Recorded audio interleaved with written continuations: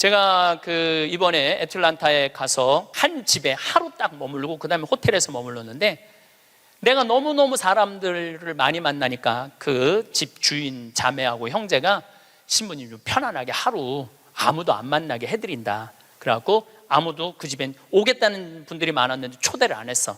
대신 아들이 하나 있는데, 아들이 미국에서 두 번째로 좋은 테크 유니버시티, 그러니까 기술 대학교인데 4학년이래. 근데 아들한테 전화를 한 거야. 우리 집에 신부님 오셨으니까 너 와서 저녁 먹고 가라, 기숙사에서. 근데 내가 1시에 이제 좀 씻고 좀 방에서 누워서 쉬고 있는데 얘가 3시에 왔어. 3시에 와갖고 엄마하고 두런두런 얘기하면서 엄마 음식 준비하는 걸 다 옆에서 돕더라고요. 고기도 굽고. 6시에 밥을 먹는데 아이가 너무너무 얼굴에 순해. 아주 너무너무 순하고 깨끗하고.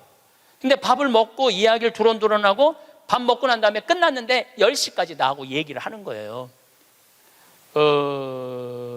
색소폰을 연주를 기가 막히게 하는데 자기 연주한 것도 다 보여줘가면서 밤 10시가 되니까 엄마가 너 이제 기숙사 가라고 10시에 집에를 가더라고요. 학교를.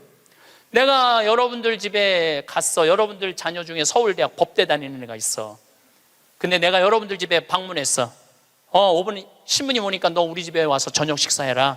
그러면 와서 3시부터 밤 10시까지 식사 같이 할 자식이 얼마나 있을까요? 내가 보기에는 거의 없어요. 왜냐하면 내가 본당 신부 때 가정 방문하면은 방에 있는데도 나오는 애가 거의 없어요. 자기 공부한다고. 아니, 본당 신부님이 가정 방문을 했는데 방에 있는데도 안 나와. 이게 지금 대한민국의 교육의 현실이에요. 그게 여러분들 훌륭하게 키우는 거예요? 우리 집에 손님이 왔는데, 그것도 본당 신부가 왔는데 자기 공부한다고 내가 거기서 미사하고 한 2시간 있어도 얼굴도 안 비치는 자식들 천지예요. 그러니까 우리는 뭔가 지금 잘못하고 있는 거예요. 또 잊지 못하는 애가 또 하나 있어. 세크라멘토에 강의를 갔는데 총회장님 집에서 제가 머물렀어요. 밤 10시에 강의가 끝나고 저녁에 갔는데 그 집 아들이 대학교 4학년이었어요. 그런데 이제 총회장이 치과 의사라 이렇게 게스트하우스가 따로 있더라고요. 근데 거기서 이제 와인을 한 잔 먹고 이 얘기 저 얘기 했는데 1시 반까지 얘가 내 앞에서 이 시중을 들더라고요. 또 내가 물어봤어요. 야, 너 내일 학교 가야 된다며 왜 방에 안 들어가냐? 우리 집에 손님 왔는데 내가 어떻게 들어가서 자느냐. 나 그걸 아직도 잊지 않아요. 그리고 내가 신부님 잠자리 게스트하우스에 신부님 잠자리까지 봐줘야 되겠다는 거예요. 세크라멘토가 굉장히 덥거든요. 내 이불까지 봐주고 에어컨 온도까지 다 하고 나 침대에 눕는 거 보고 가더라고요. 근데 내가 왜 이 얘기를 하느냐면은 얘가 이제 대학원, 그러니까 의대는 보통 4학년 학부 끝나고 의대를 가거든요. 치대를 갔어. 라스베가스에 있는 치대를 갔는데 아버지가 굉장히 서울 치대 나와갖고 굉장히 돈을 많이 버는 분이에요. 근데 치대를 가서 얘는 군의관으로 지원을 했어.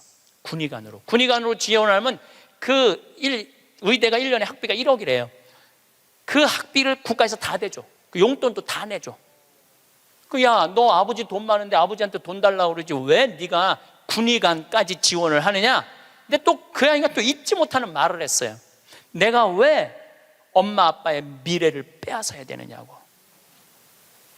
자기가 아버지 돈 쓰면 엄마 아빠 나 얼마든지 할 수 있는데, 우리나라 명문대학교 애들은 엄마 아빠가 언제까지 살았으면 좋겠냐, 60살까지 살았으면 좋겠다고, 자기 뒷바라지하고 죽었으면 좋겠다고. 이게 지금 대한민국이 교육을 잘못하고 있는 거예요. 크게. 어쨌거든 이 친구가 한국에 평창에 와갖고 내가 또 장어도 사줬어요. 근데 이미 벌써 치대를 졸업하고 한국에 와서 용산에서 근무를 하고 이제 돌아가서 의사를 개업을 했다고 그래요. 내가 외국에 이렇게 다니면 경쟁이 없는 나라 애들이요 부드러워요, 따뜻해요. 경쟁이 없는.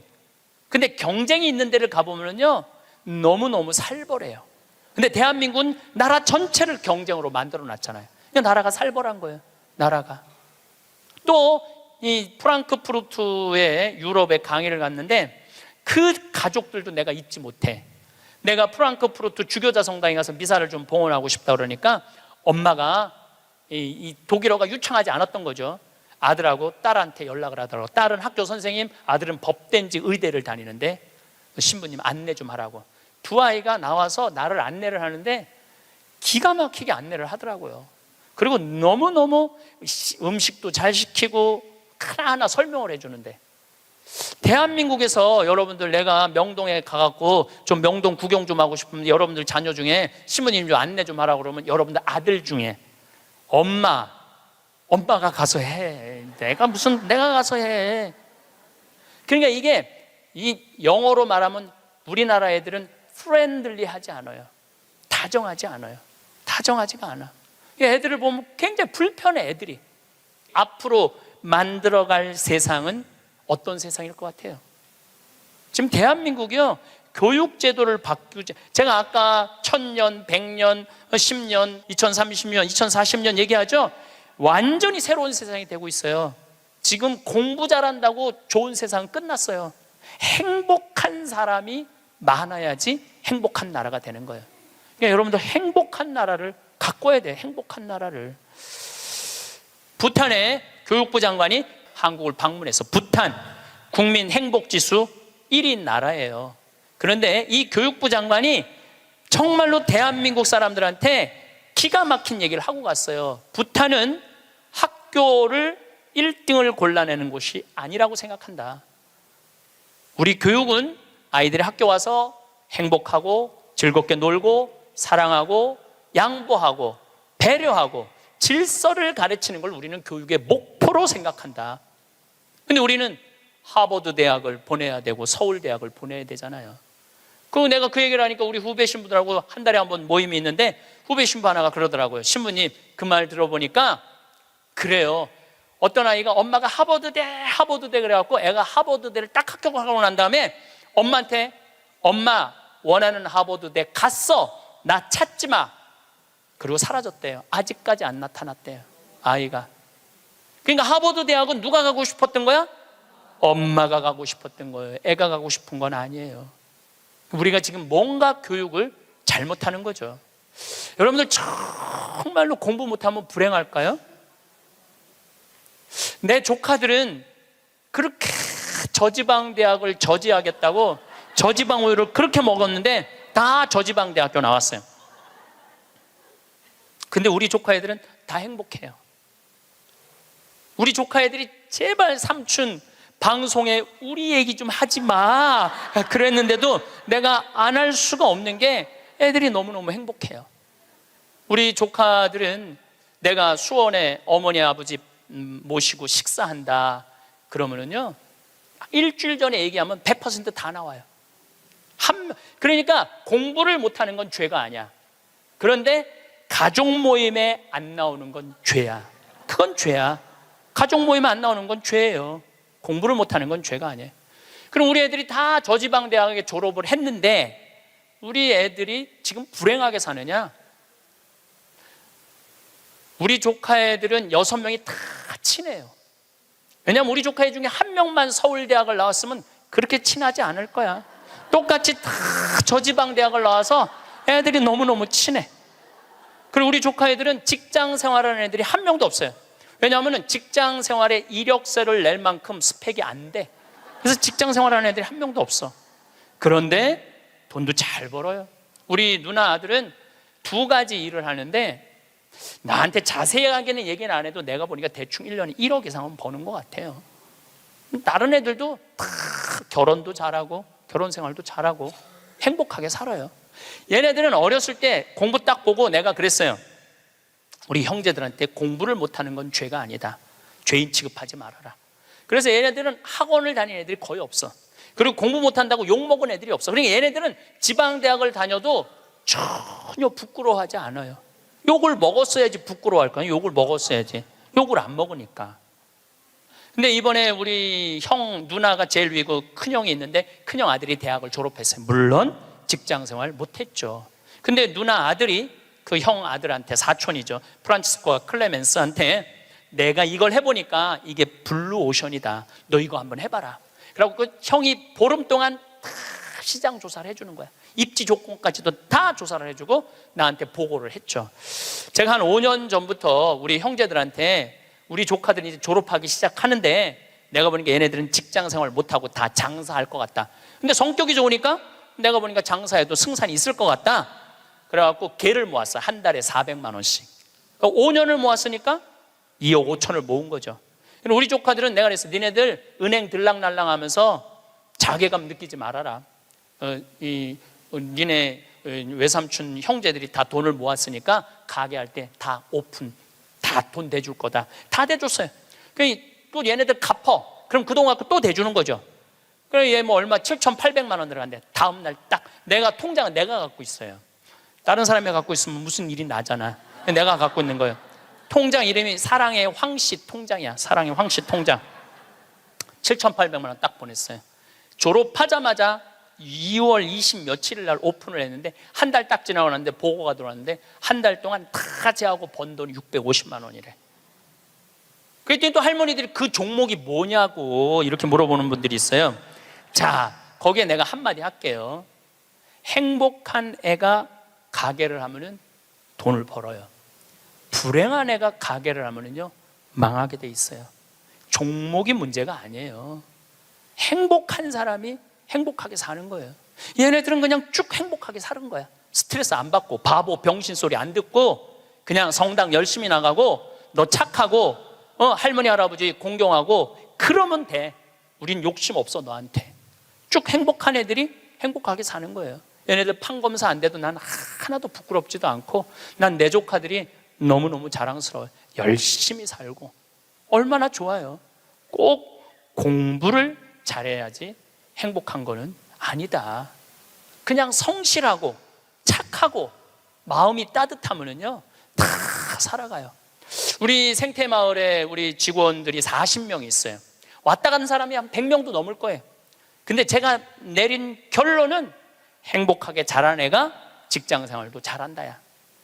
과거에 뭐 술을 먹거나 컴퓨터 게임에 걸렸거나 우울증에 걸렸거나 조울증에 걸렸거나 대인 기피증에 걸린 애들은 아무리 내 강의를 듣고 싶으면 우리 애 좀 맡아주세요. 내가 많이 맡았어요.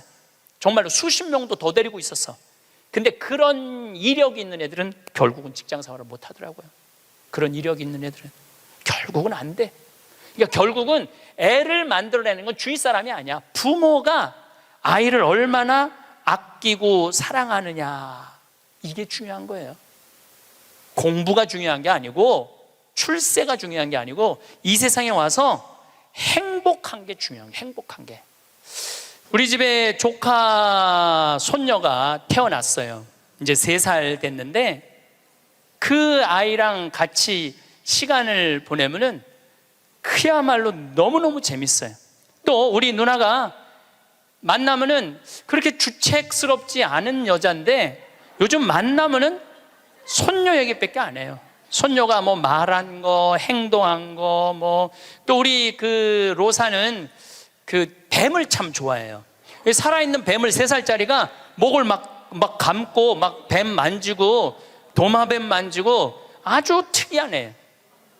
그렇게 뱀을 좋아해. 만지는 걸 참 좋아하고.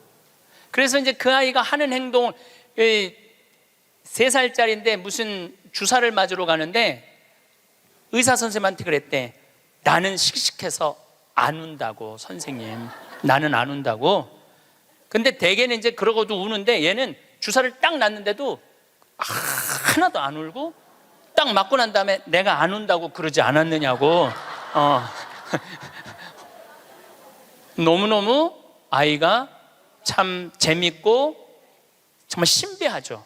그리고 그 할머니, 할아버지, 엄마, 아빠 또 나조차도 그 아이를 만나면 너무너무 즐거워요. 여러분들도 자식을 키울 때 그런 즐거움이 있었을 거예요. 근데 언제부터 원수가 되기 시작하냐면은 공부를 하면서부터 원수가 되기 시작해. 공부를 하면서부터. 그냥 그렇게 이쁘고 귀엽고 즐겁게 뱀 만지고 그냥 쭉 자라면은 걔하고 원수 될 일이 없을 거예요. 근데 공부를 시키는 순간부터 애한테 스트레스를 주는 거예요. 독해지라고. 너 그렇게 순해서는 안 된다고. 그러니까 애들한테 스트레스를 주기 시작하는 거예요. 우리는 교육을 하는 거는 공부를 가르친다고 생각하는데 여러분들, 교육은 공부를 가르치는 게 아니에요. 학교는 공부를 가르치는 데가 아니에요. 학교는 사랑을 가르치고 양보를 가르치고 협동을 가르치고 노래를 가르치고 예술을 가르치는 게 학교야. 근데 우리는 1등을 골라내고 명문대를 보내고 특목고를 보내고 그게 교육이라고 생각하고 있는 이 대한민국이 만들어낸 슬픔이라는 거예요. 대한민국이. 이건 누구의 책임도 아니고 우리 모두의 책임이야. 그냥 애들은 애들답게 키워야 되는데 학교 2시, 3시에 끝나고 나면은 학원을 전전긍긍하면서 밤 10시에 집에 들어오니 얘네들이 스트레스가 극에 달할 거 아니에요. 또 공부 못하면 사람도 취급을 안 하잖아. 사람이라고. 되게 공부 못하는 애들이 성격이 좋은 애들이에요. 초등학교 때 공부 못하는 애들 봐요. 다 성격 좋은 애들이에요. 내일이 시험인데도 느긋한 애들, 근심 걱정 없는 애들. 그런데 내일 시험인데도 느긋하게 컴퓨터 게임하고 텔레비 보고 있으면은 엄마가 느닷없이 이렇게 말합니다. 내가 너 같은 거 낳고 좋다고 미역국 끓여 먹은 내가 미친년이다. 초등학교 4학년 애가 엄마가 왜 나를 낳고 미역국 먹었다고 미쳤다고 그러지? 이때부터 삐뚤어지기 시작하는 거예요. 그리고 되게 성격 좋고 공부 못하는 애들이요, 성적에 신경을 안 써요. 확인도 안 해. 성적 확인은 누구만 하냐면 엄마만 하는 거. 엄마만. 걔는 시험을 잘 봤는지 못 봤는지도 몰라. 성적표도 그냥 갖다 주고 그냥 행복하게 밥을 먹. 또 성격 좋은 애들이 밥을 또 잘 먹어요. 밥을 막 행복하게 먹고 있는데 성적 받아본 엄마가 애한테 또 한마디예요. 이 성적 받고 밥이 목구멍으로 넘어가냐? 너 그렇게 해서 어떻게 세상 살려고 그러느냐? 너 독하게 마음 먹고 살아야 된다. 그래서 애들이 점점 독해지는 거예요. 이거는 애들의 문제가 아니에요. 대한민국의 어른들의 문제예요. 나는 자연인이다라는 프로 어때요? 보셔요? 산에 가갖고 그분들 아마 사업 망하고 건강 해치고 이런 분들이에요. 근데 그분들 물론 선택해서 가는 거겠지. 이 방송사에서 조금 조작도 있을 거예요. 그렇지만은 제가 보기에는 그 나는 자연인이다, 그분들은 명예도 재산도 권력도 돈도 없는 사람들이야. 근데 그 사람들 행복해 보여, 안 행복해 보여? 행복해 보이죠?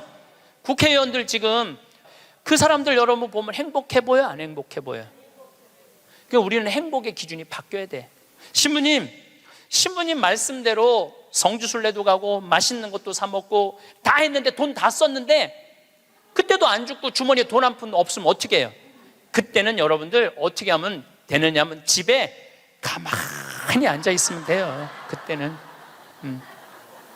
근데 문제는 뭐가 문제냐면은 나중에 쓰려고 지금 가만히 있는 분들이 많아요. 나중에 쓰려고.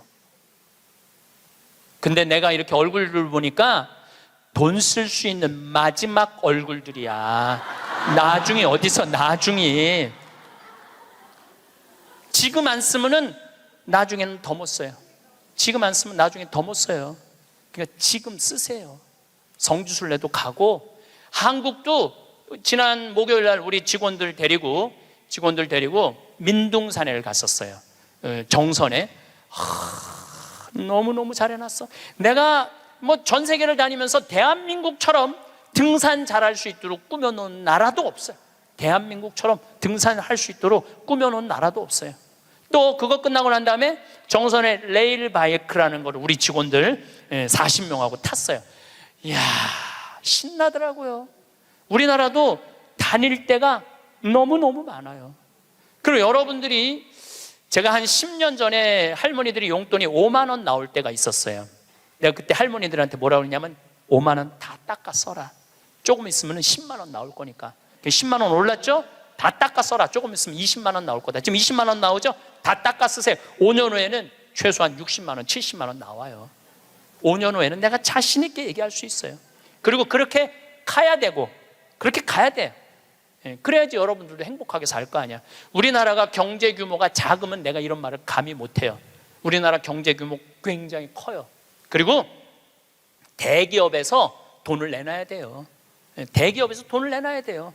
재물은요, 내가 나눌 때 의미가 있는 거예요.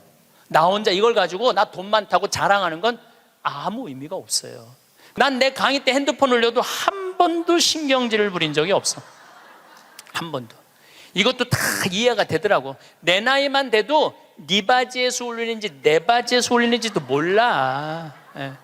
또 우리 할머니들, 내가 노인대학 강의해 보면은 핸드폰이 울려도 이게 끌 줄을 몰라요. 유일한 방법은 받는 거야.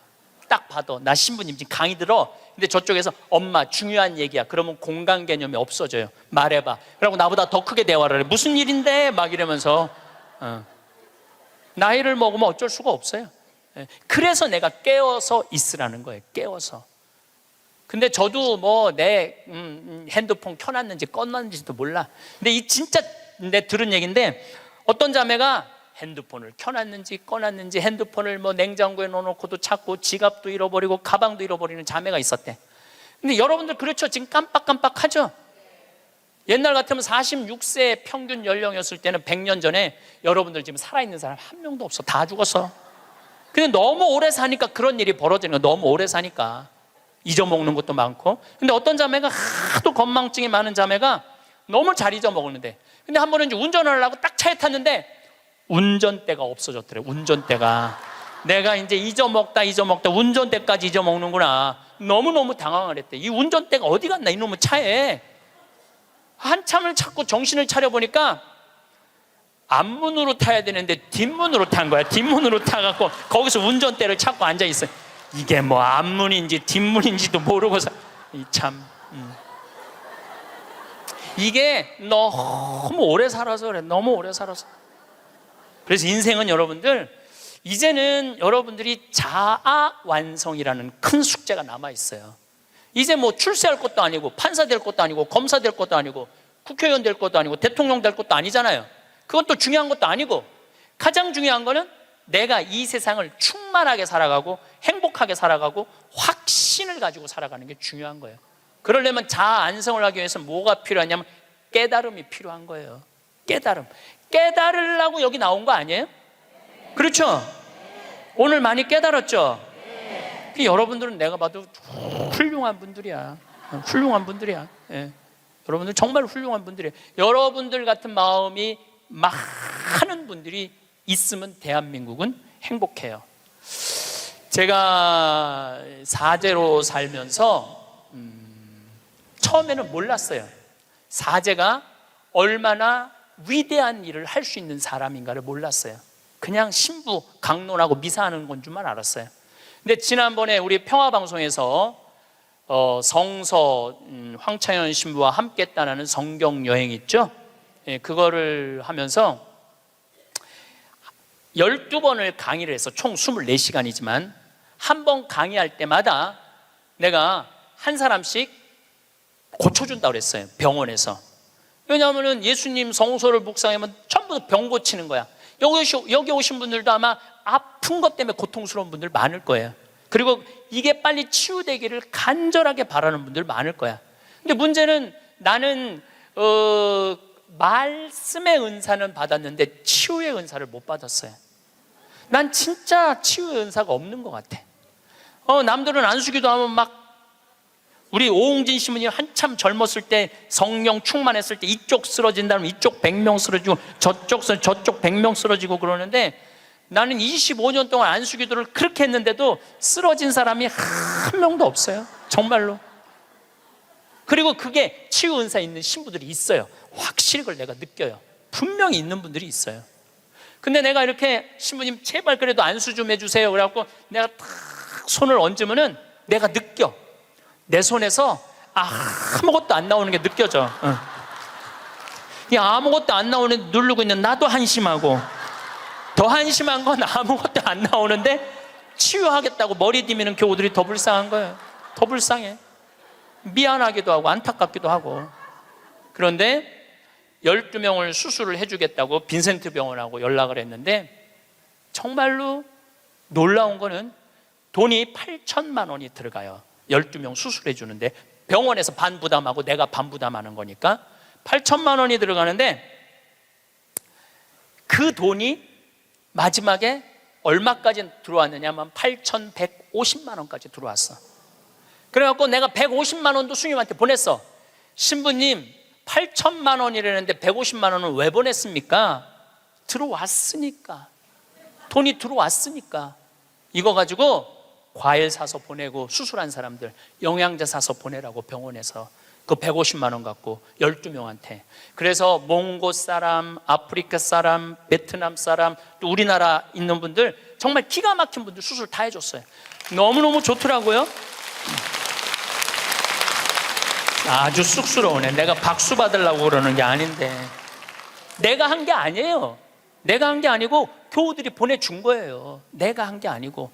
제가 뭘 깨달았느냐 하면은 내가 하지 않아도 내가 통로가 된다는 걸 깨달아서. 통로가.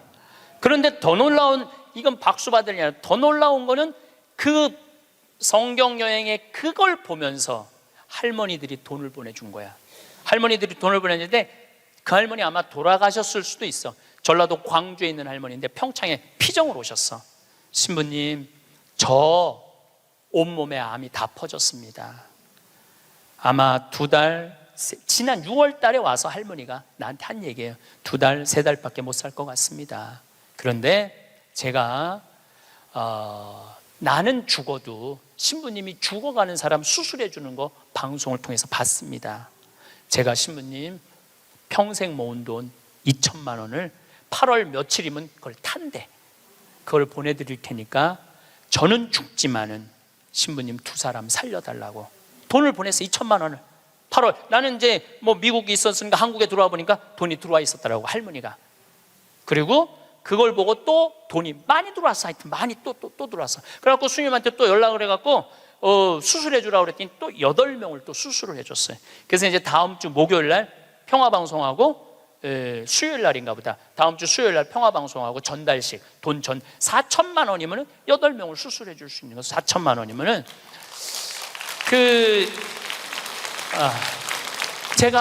저는 한 푼도 안 냈어요. 저한테 박수 치지 마세요.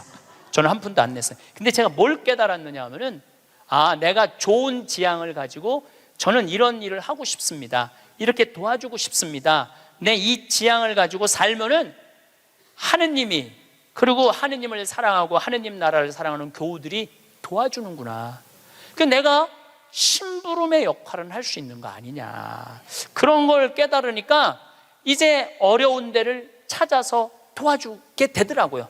근데 놀라운 거는 이제 얼마 전에는 외방선교에서 필리핀 바기오라는 곳에서 이상원 배다라는 젊은 신부가 10년 동안 거기 농민들을 위해서 살았대. 유통 시스템을 하고 싶대. 냉동차가 있으면은 마닐라로 그 농사진 걸 보낼 수 있대. 그래서 또 그것도 또 5천만 원을 도와줬어요. 근데 내 돈으로 도와주는 게 아니에요. 도와주라고 보내주는 분들이 너무너무 많은 거야. 그래서 아마 다음 달에는 내가 그 이제 동영상을 여러분들 보면은 기가 막힐 거예요. 그 아프리카 잠비아에 지금 이루어지고 있는 일들을 보면은 기가 막힐 거예요. 그래서 여러분들도 내가 왜 사는지 그걸 깨달아야 돼. 내가 왜 사는 이유가 있을 거 아니에요. 아니 뭐 그냥 살아? 내가 하다 못해. 여러분들 자식들한테도 성당 나오는 자식들한테, 성당 안 나오죠 자식들. 여러분들은 전부 다 열심히 한 분들 아니야. 그럼 제일 고민이 뭐야? 자식 성당 나오는 거 아니야. 그렇죠? 성당 나왔으면 좋겠어. 근데 애들은 성당 나가기 싫어. 먹고 살기도 바쁘고 성당 나가면 이거 해라 저거 해라 싫어. 그래서 성당 나가기 싫은데 오래간만에 엄마네 집에 갔는데, 어머니네 집에 갔는데 80 넘은 어머니가 웃으면서 얘기해도 성당 나갈까 말까 한데, 머리는 하얗고 얼굴엔 주물이 자글자글하고 웃어도 이쁠까 말까 한데 거기다 인상을 써가면서 성당 좀 나와. 어떤 놈이 성당 나가고 싶어? 더 나가기 싫지. 근데 여러분들 그렇게 말하면 그건 성교가 아니에요. 아들이 오래간만에 오잖아요. 얘야, 내가 하느님을 믿으니까 참 행복하다. 내가 지난번에 삼성산 성재 가고 신부님 강의를 들었는데 출세하는 거 그거 부러울 건 없다고 그러더라. 나는 우리 아들이 더 자랑스럽다. 나는 너를 보면은 너무 자식 하나 잘 얻었다고 생각한다. 나는 하느님한테 너무너무 감사하고 내가 사는 게 너무너무 기쁘다. 한마디 또 해서 신부님이 나를 얼굴을 보니 돈 쓸 수 있는 마지막 기회라고 그러더라. 그래서 내가 지난번에 냉면 가서 사 먹었는데 오장동에 가서 냉면 사면 너무 맛있더라. 나는 하느님 믿어서 너무너무 행복하다. 그리고 여러분들이 돌아가셔서 세상을 떠났어. 난 천당 갈 거다. 아들이 먹고 살기 힘들고 사는 게 지칠 때 엄마 생각하겠죠. 야, 우리 엄마가 살아생전에 그렇게 하느님 믿어서 행복하다는데 나도 하느님한테 가야지. 여러분들이 하늘나라의 증표가 될 수 있는 거예요. 그것도 나누는 거예요. 그것도 저는 물을 볼 줄 알아요. 밑에 또 물 봐달라고 그러는 사람 또 있으면 안 되는데 운물, 그러니까 대수층에 한 20m, 30m의 물을 봐요. 근데 한국에서는 제가 물 안 봐요. 아프리카에서, 잠비아에서는 내가 물을 봐요. 여기 물 나온다. 찍으면 딱 나와. 그거 얼마나 좋은지 몰라. 내 능력으로 여기에 우물을 팔 수 있는 자리를 찍어낼 수 있다는 게 얼마나 좋은지 몰라요. 얼마나 좋아. 그러려면 뭐를 해야 돼? 공부를 해야지. 그냥 봐. 배워야지. 내가 그래서 물 보는 책을 2권, 3권을 사서 읽었어요. 수맥 보는 방법을. 그 논문으로도 나왔더라고. 그게 그냥 하는 게 아니라 논문으로 나왔더라고. 논문으로. 그러니까 내 차에는 항상 그 은 막대가 있어요. 그것도 보기 쉬워요. 하나 깨달으면 하나 나눠줄 수 있잖아. 그러니까 여러분들도 공부하라는 거예요. 공부. 신부님 어떻게 공부를 해요? 이 유튜브가 대학교예요. 유튜브 안에 이 성서 강의도 다 올라와 있어. 그리고 요즘 4차 산업에 대해서 기가 막히게 교수들이 해놨더라고요. 그러니까 여러분들 공부하세요. 맨날 드라마나 그냥 맨날 네 아들이냐 내 아들이냐 뭐 이런 거 그런 거 시청하지 마시고 좋은 유튜브 공부 많이 하세요. 그리고 이렇게 피정 다니는 것도 최고의 공부야. 자, 깨달음을 얻었다면 그 다음에 하는 일은 나눔이야. 나눔. 빌 게이츠, 이 참 대단한 사람이에요. 빌 게이츠 부인이 멜린다예요. 빌 게이츠하고 워렌 버핏이 지금 자선 기금을 거의 $1,000억 모았어요. 그런데 빌 게이츠는 돈을 벌고 멜린다라는 부인은 자선 사업을 해요. 내가 거기 가보니까 그 재단에서 약을 보내주더라고요. 그래갖고 그 멜린다 여사가 지금 살린 사람만 70만 명을 살렸대요. 70만 명을 살렸대. 여러분들 멋있지 않아요? 그 정도 부분은 돼야죠. 그리고 빌 게이츠 하는 일이 너무너무 멋있으니까 워렌 버핏은 그 자기 재산을 빌 게이츠 재단에 다 내놨어. 네가 정말 잘 쓴다. 그러니까 멜린다라는 부인이 너무너무, 근데 이 멜린다라는 부인은 그냥 돈을 주는 게 아니야. 아프리카에 직접 가요. 1993년에 아프리카를 전부 다 한번 돌아봐요. 그리고 그 사람들 아픔을 직접 보면서 어떻게 도와줘야 되는지를 아는 거야. 그러면서 너무너무 행복해요. 저는 아프리카 잠비아를 간 지 이제 5년이 되는데 정말 잠비아에 갔다 올 때마다 심장이 벌렁벌렁 거려요. 우리 대한민국이 할 수 있는 일은 너무나 많아요. 처음에는 의사가 3명인데 5년 만에 몇 명으로 늘어났냐면 12명으로 늘어났어요. 안과 의사, 치과 의사. 이 피부과 의사까지 오면 더 좋을 것 같아요. 왜냐하면 거긴 피부가 엉망이거든요. 피부과 의사까지만 가면은 완벽한, 올해도 1,000명을 진료해주고 왔어. 올해도 1,000명을 진료해주고 왔어. 그 사람들 이 백내장 안 보, 처음에는 수술하러 오라니까 한 명도 안 왔어. 왜 안 하냐? 눈알을 빼는 줄 알고 수술하면은. 근데 이 백내장을 걷어주니까 막 춤을 추는 거예요. 그러면서 의사 선생님들이 10일이라는 시간을 내면서 가면서 사는 보람이 있다는 거예요. 깨달음이 있으면은 나눔이 있고, 나눔이 있으면은 기쁨이 있고, 기쁨이 있으면 감동이 있는 거예요. 그런데 문제는 그곳에 함께한 분들의 이야기는 그런 얘기를 해요. 신부님, 내가 잠비아에 와서 내 인생의 가장 찬란한 시간을 보내고 있다고. 우리 인간은요, 나만을 위해서 살면 아름답지도 않고 위대하지도 않아요. 어려운 이웃을 돕고. 그런데 이 잠비아를 떠나는 사람들은 대단한 능력을 가지고 있는 사람들도 떠나지만은 평범한 아줌마들도 함께 떠나요. 올해 20명이 이 자원봉사자들을 모았는데 110명이 지원을 했어, 한국에서. 그 중에 90명이 떨어졌어. 90명이 떨어지면서 한다는 소리가 내 돈 내고 내가 가서 봉사하겠다는데도 떨어져야 되느냐고 그런 얘기를 하더라고요. 저는 이제 대한민국이 정말로 행복하려고 그러면은 나눠야 돼요. 대한민국이 행복하려고 그러려면은 지금 교육제도는 바뀌어야 돼요. 학교에서 등수 매기지 말아야 돼요. 학교에서 지금 고등학교 애들 음악 시간, 체육 시간 없애고 있어요. 공부해야 된다고.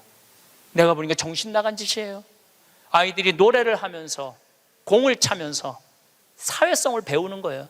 책상에 앉아고 공부만 하잖아요. 얘네들은 아무것도 쓸데 없는 애들이에요. 여러분들 공부 못하면 신부님 뭘 먹고 살아요? 지금 대한민국의 공장에 외국인 노동자가 150만 명이에요. 우리 형님도 공장을 운영하는데 외국인도 한 달에 240만 원을 줘야 된대요.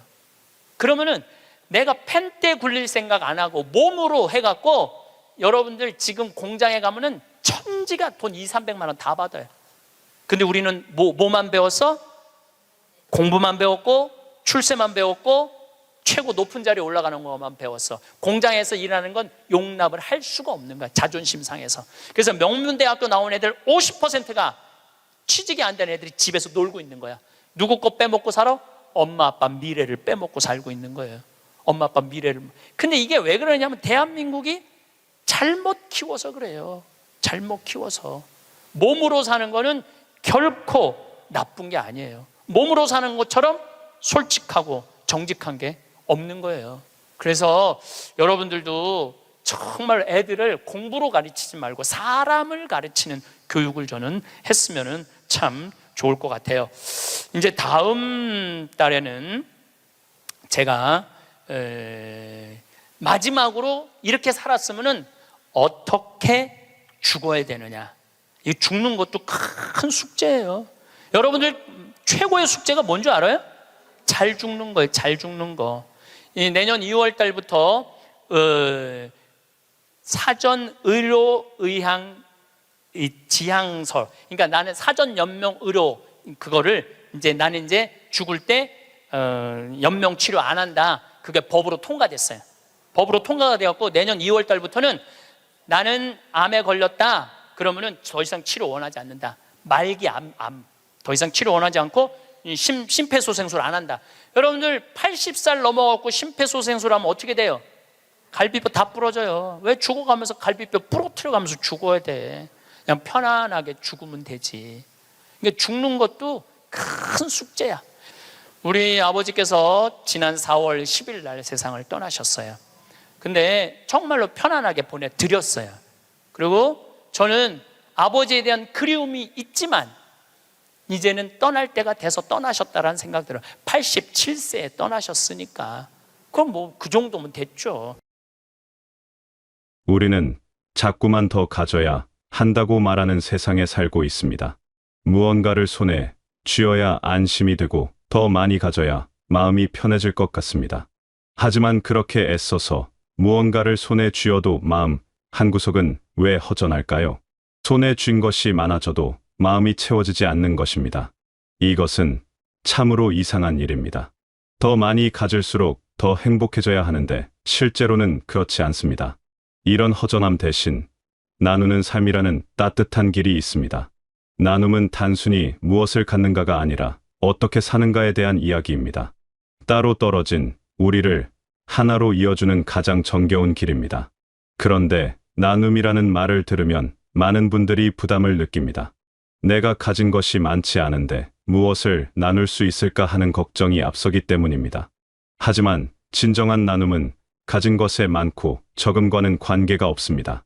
나눔은 꼭 돈이 많아야 하는 것이 아닙니다. 내 방 문을 닫고 내 일에만 빠져 있는 것이 아니라 다른 사람을 위해 기꺼이 나의 시간을 내어주는 마음에서 시작됩니다. 바쁜 일상 속에서도 잠시 멈춰 서서 누군가의 이야기를 들어주는 것, 힘들어하는 사람 곁에 그냥 함께 있어주는 것, 이런 작은 것들이 모두 나눔입니다. 시간을 내어준다는 것은 단순히 몇 분을 할애하는 것 이상의 의미가 있습니다. 내 시간을 내어준다는 것은 내 마음에 그 사람이 들어올 자리를 마련해 주는 것입니다. 이것이 나라는 울타리를 열고 나만 알던 마음에서 벗어나는 첫걸음입니다. 우리는 때로 너무 바쁘게 살아갑니다. 해야 할 일들에 쫓기다 보면 정작 중요한 것들을 놓치곤 합니다. 하지만 잠깐이라도 멈춰서서 주변을 돌아보면 내가 할 수 있는 일들이 보입니다. 그저 미소 하나를 건네는 것만으로도 누군가의 하루가 달라질 수 있습니다. 마음을 여는 것은 나눔의 시작입니다. 닫혀있던 마음의 문을 조금씩 열어가면 신기한 일이 일어납니다. 내가 마음을 열면 상대방도 마음을 엽니다. 그렇게 마음과 마음이 통하면 우리는 더 이상 혼자가 아닙니다. 서로를 이해하고 위로하며 함께 걸어갈 수 있는 동반자가 됩니다. 이런 관계 속에서 우리는 진정한 평화를 느낍니다. 흔히 내가 가진 것이 많아야 나눌 수 있다고 생각합니다. 하지만 나눔의 더 깊은 의미는 내가 무언가를 베푸는 사람이 아니라 좋은 것들이 흘러가는 통로가 되는 것입니다. 이 말이 처음에는 어렵게 느껴질 수 있습니다. 하지만 곰곰이 생각해보면 우리 삶의 많은 순간들이 이렇게 이루어져 있습니다. 내가 받은 따뜻함을 다른 사람에게 전하고 내가 경험한 기쁨을 나누며 살아가는 것입니다. 여기에 나눔의 신비가 있습니다. 내가 무언가를 꼭 쥐고 있다가 나눠주는 것이 아니라 나를 비워내어 더 큰 복과 은혜가 나를 통해 주변으로 흘러가게 하는 것입니다. 강물은 한 곳에 고여 있으면 썩지만 계속 흘러가면 생명을 살립니다. 우리의 마음도 마찬가지입니다. 내 것만 움켜쥐고 있으면 마음이 굳어지지만 기꺼이 흘려보내면 더 많은 것들이 들어올 공간이 생깁니다. 이것이 바로 비워야 채워진다는 말의 진정한 뜻입니다. 통로가 된다는 것은 무슨 의미일까요? 통로는 자신을 위해 무언가를 쌓아두지 않습니다. 그저 좋은 것들이 지나갈 수 있도록 길을 열어줄 뿐입니다. 마치 깨끗한 수로가 맑은 물을 흘려보내듯이 우리도 좋은 마음과 따뜻한 기운을 다른 이들에게 전하는 통로가 될 수 있습니다. 이렇게 통로가 될 때 놀라운 일이 일어납니다. 내가 흘려보낸 만큼 더 많은 것이 내게로 흘러들어옵니다. 저 사람의 앞날을 내가 막지 않겠다는 마음으로 내 욕심을 비우기도 합니다. 때로는 다른 사람을 제발 살려달라는 마음으로 나의 마지막을 내어놓기도 합니다. 이렇게 나를 비울 때 우리는 더 큰 뜻을 전하는 심부름꾼이 됩니다. 비운다는 것은 포기하는 것이 아닙니다. 오히려 더 큰 것을 담을 수 있도록 자리를 만드는 것입니다. 컵에 물이 가득 차 있으면 더 이상 아무것도 담을 수 없습니다. 하지만 그 물을 비우면 새로운 것을 담을 수 있습니다. 이런 비움의 과정은 결코 쉽지 않습니다. 우리는 평생을 무언가를 얻기 위해 노력하며 살아왔기 때문입니다. 그런데 이제 와서 비우라고 하면 막연한 두려움이 앞섭니다. 내가 가진 것을 놓아버리면 나에게 남는 것이 무엇일까 하는 불안감이 듭니다. 하지만 막상 비워보면 알게 됩니다. 비움으로써 얻는 자유와 평화가 얼마나 큰지를 말입니다. 내려놓는 순간 어깨가 가벼워지고 마음이 편안해집니다. 비우고 나누는 삶을 살면 복이 따라옵니다. 이것은 단순한 믿음이 아니라 실제로 경험할 수 있는 진리입니다. 마음을 비우고 나누면 이상하게도 내 삶이 더 풍요로워집니다. 물질적으로도 그렇고 정신적으로도 그렇습니다. 주변 사람들과의 관계가 좋아지고 매일매일이 감사한 일들로 채워집니다. 이것이 바로 나눔이 가져다주는 복입니다. 복이란 무엇일까요? 많은 사람들이 복을 돈이나 건강이나 명예로만 생각합니다. 물론 그것들도 복입니다. 하지만 진정한 복은 마음의 평화와 기쁨입니다. 아침에 눈을 떴을 때 오늘도 좋은 하루가 될 것 같은 설렘. 잠자리에 들 때 느끼는 따뜻한 감사함. 누군가와 마음을 나누고 함께 웃을 수 있는 기쁨. 이런 것들이 진정한 복입니다. 나눔을 실천하면 이런 복이 자연스럽게 따라옵니다. 내가 다른 사람에게 베푼 친절이 돌고 돌아 나에게 돌아옵니다. 때로는 그 사람에게서 직접 돌아오기도 하고 때로는 전혀 예상치 못한 곳에서 돌아오기도 합니다. 하지만 반드시 돌아옵니다. 이것이 세상의 이치입니다. 뿌린 대로 거두는 것입니다. 좋은 씨앗을 뿌리면 좋은 열매를 맺습니다. 나눔의 가장 높은 자리는 돈이나 재능을 넘어 나의 삶의 모습 그 자체를 나누는 것입니다. 이것이 가장 어려우면서도 가장 값진 나눔입니다. 누군가에게 무언가를 하라고 강요하는 대신 나는 지금 내 삶이 참 기쁘고 행복하다는 모습을 그냥 보여주는 것입니다. 말로 1000마디를 하는 것보다 행복하게 사는 모습 하나가 더 큰 울림을 줍니다. 우리 주변을 보면 그런 분들이 있습니다. 특별히 큰일을 하는 것도 아니고 엄청난 재산을 가진 것도 아닌데 그 사람 곁에만 있어도 마음이 편안해지는 분들입니다. 그분들의 얼굴에는 평화가 있고 눈빛에는 따뜻함이 있습니다. 그런 분들은 자신의 삶을 통해 이렇게 살아도 괜찮다는 것을 보여줍니다. 행복은 멀리 있지 않고 지금 이 순간에도 찾을 수 있다는 것을 삶으로 증명합니다. 나의 행복한 모습이 주변 사람들에게 저렇게 살고 싶다는 마음을 줄 때 그것이 가장 힘 있는 나눔입니다. 깨달음이 나눔이 되고 나눔이 기쁨이 되며 기쁨이 감동이 되는 좋은 물결이 퍼져나가는 것입니다. 행복한 사람이 행복을 나눠주듯 나의 기쁜 삶이 그 자체로 남을 살리는 힘이 됩니다. 이것이 바로 살아있는 나눔입니다. 인위적이지 않고 자연스러우며 억지스럽지 않고 진실합니다. 그렇다면 어떻게 그런 삶을 살 수 있을까요? 먼저 내 안의 욕심을 내려놓는 것부터 시작해야 합니다. 남과 비교하며 초조해하는 마음을 놓아버리고 지금 내가 가진 것에 감사하는 마음을 키워야 합니다. 작은 것에서 기쁨을 찾고 평범한 일상에서 의미를 발견할 때 우리는 비로소 행복해질 수 있습니다. 행복은 거창한 것이 아닙니다. 아침 햇살의 따스함 창밖에 피어난 꽃 한 송이 맛있는 식사 이런 작은 것들이 모두 행복입니다. 또한 다른 사람을 진심으로 아끼는 마음을 가져야 합니다. 상대방이 잘 되기를 바라고 함께 기뻐하며 어려움을 겪을 때는 진심으로 안타까워하는 마음입니다. 이런 마음이 쌓이면 자연스럽게 나누는 삶으로 이어집니다. 억지로 나누려고 애쓰지 않아도 저절로 나눔이 일어나게 됩니다. 마음속에서 우러나오는 나눔은 부담스럽지 않고 기쁩니다.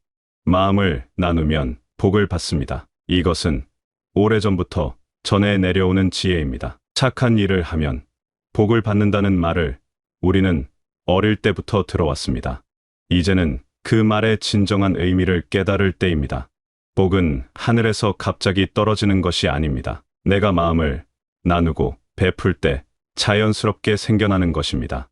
마음을 나누는 것은 거창한 일이 아닙니다. 누군가에게 따뜻한 말 한마디를 건네는 것, 힘들어하는 사람의 손을 잡아주는 것, 슬퍼하는 사람 곁에 조용히 앉아 있어주는 것, 이 모든 것이 마음을 나누는 일입니다. 이렇게 마음을 나누다 보면 어느새 내 마음도 따뜻해지고 풍요로워집니다. 주는 것 같지만 사실은 받는 것입니다. 혼자서는 할 수 없는 일들도 함께하면 가능해집니다. 나눔을 통해 우리는 더 큰 공동체를 이루고 서로를 지탱해주는 힘이 됩니다. 한 사람의 작은 나눔이 여러 사람에게 퍼져나가면 세상은 조금씩 따뜻해집니다. 내가 누군가를 도우면 그 사람도 다른 누군가를 돕게 됩니다. 이렇게 선한 영향력이 퍼져나가는 것입니다. 우리가 고민하는 보람 있는 삶은 결국 나눔을 통해 이루어집니다. 아침에 눈을 뜰 때 오늘 하루도 의미 있게 살고 싶다는 마음이 든다면 나눔을 생각해 보시기 바랍니다. 거창한 것이 아니어도 좋습니다. 내가 지금 할 수 있는 작은 것부터 시작하면 됩니다. 누군가에게 먼저 인사를 건네는 것, 힘들어하는 사람의 이야기를 들어주는 것, 내 마음을 조금 내어주는 것, 이런 작은 실천들이 모여서 큰 변화를 만듭니다. 다른 사람을 위해 내 시간을 쓰고 마음의 문을 열며 더 큰 복이 흐르는 통로가 되고 나를 비우며 마침내 나의 행복한 모습으로 주변에 기쁨을 주는 것. 이것이 바로 충만한 삶을 살아가는 가장 복된 길입니다. 나눔은 남을 위한 것 같지만 사실은 나 자신을 위한 것이기도 합니다. 나눔으로써 우리는 더 풍요로워지고 더 행복해집니다. 가끔은 모든 것이 버겁게 느껴질 때가 있습니다. 내가 가진 것도 부족한데 어떻게 남을 도울 수 있을까 하는 생각이 들 수도 있습니다. 하지만 그럴 때일수록 작은 나눔을 실천해 보시기 바랍니다. 미소 한 번, 환한 표정 하나만으로도 충분합니다. 그 작은 나눔이 여러분의 마음을 채워줄 것입니다. 비어있다고 느껴질 때 오히려 나누면 마음이 채워지는 신비를 경험하게 됩니다. 나눔은 베푸는 사람과 받는 사람을 구분하지 않습니다. 오늘 내가 누군가를 도왔다면 내일은 내가 도움을 받을 수도 있습니다. 우리는 모두 서로에게 의지하며 살아갑니다. 때로는 주고 때로는 받으며 함께 성장합니다. 이런 순환 속에서 우리의 삶은 더욱 풍성해집니다. 주고받는 것이 자연스럽게 이루어질 때 우리는 진정한 공동체를 이룹니다. 무엇보다 나눔은 우리에게 삶의 의미를 줍니다. 아무리 많은 것을 가져도 그것을 나누지 않으면 공허함을 느끼게 됩니다. 하지만 작은 것이라도 나누면 마음이 따뜻해지고 삶이 빛납니다. 이것이 나눔의 진정한 가치입니다. 물질적인 풍요보다 마음의 풍요가 더 중요하다는 것을 나눔을 통해 깨닫게 됩니다. 마음을 나누면 복을 받는다는 것은 단순한 격언이 아닙니다. 실제로 우리 삶에서 경험할 수 있는 진실입니다. 내가 베푼 따뜻함은 반드시 나에게 돌아옵니다. 때로는 금방 돌아오고 때로는 시간이 걸리지만 반드시 돌아옵니다. 그리고 돌아올 때는 더 큰 모습으로 돌아옵니다. 이것이 바로 복의 순환입니다. 여러분의 하루하루가 나눔으로 빛나기를 바랍니다. 작은 실천이 모여 큰 변화를 만들고 그 변화가 여러분의 삶을 더욱 아름답게 만들 것입니다. 혼자가 아니라 함께 걸어가는 길 위에서 여러분은 진정한 행복을 발견하게 될 것입니다. 오늘부터 시작해 보시기 바랍니다. 내 마음 한 조각을 누군가와 나누는 일을. 그 작은 시작이 여러분의 삶을 완전히 새롭게 바꿀 것입니다.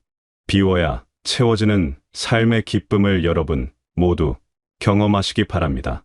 가진 것에 집착하지 않고 흘려보낼 줄 아는 여유, 남과 비교하지 않고 지금의 나를 사랑하는 마음, 그리고 그 사랑을 다른 이들과 나누는 기쁨. 이 모든 것이 여러분의 삶 속에서 자연스럽게 흘러가길 바랍니다. 마음을 나누면 복이 따라옵니다. 이 진리를 믿고 실천하는 여러분의 삶이 날마다 풍요롭고 행복으로 가득하며 주변 사람들에게도 따뜻한 빛이 되시길 바라겠습니다.